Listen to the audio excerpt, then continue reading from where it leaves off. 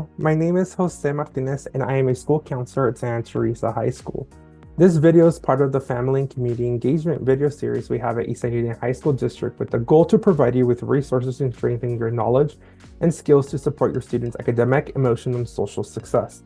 Today we're going to be talking about Eastside Union High School District graduation and A through G requirements, also best practices for both parents and guardians.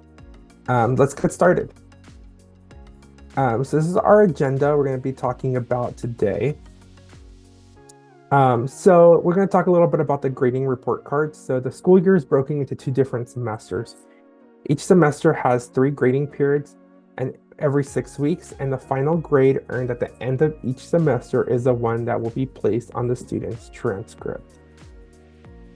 So how do students earn credits? So students can earn a total of 10 credits per class each semester. So that would be 5 in the fall and 5 in the spring. A student taking 6 courses should earn a total of 6 credits at the end of the school year. So grade point average, what is it? So grade point average is, it's pretty much the Eastside Union High School District calculates the unweighted GPA students earn based on the letter grade that they receive. There is a weighted GPA, which we do not calculate. The colleges will be calculating that.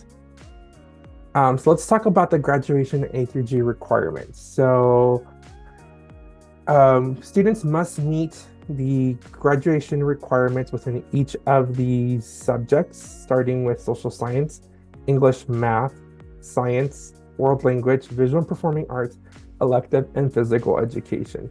So as you can see, the little bit of the differences in between to what is required to graduate from Eastside, although what is required to be eligible for a 4-year college.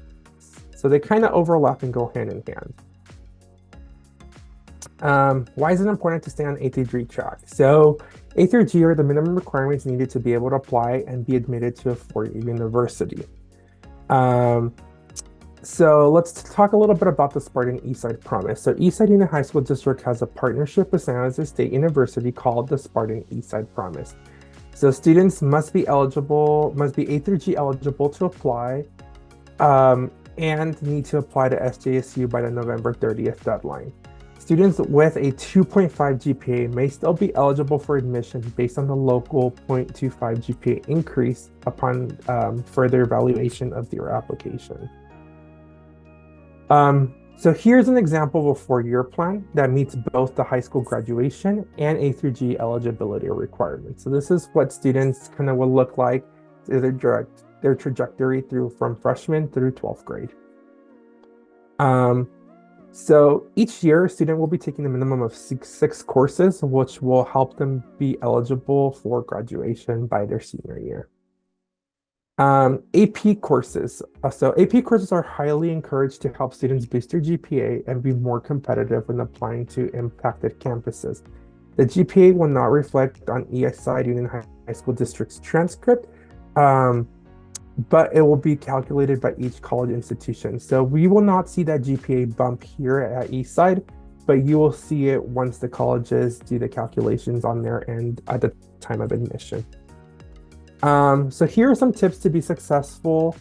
So just would like to highlight a little bit about, being present and ready to learn, making sure you're checking your email on a daily basis and being more involved on campus. If a student is concerned about their grades, so here are some tips that you can take.